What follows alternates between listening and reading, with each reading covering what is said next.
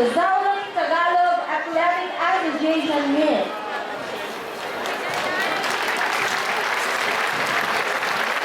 Mga Ginoo at Dinigiri, mga kaibigan, mga kababayan, narinig na po natin ang musika mula sa Capitol Band, hudyat na papalapit na ang parada at pagpasok ng mga delegasyon mula sa iba't ibang sangay ng Calabarzon.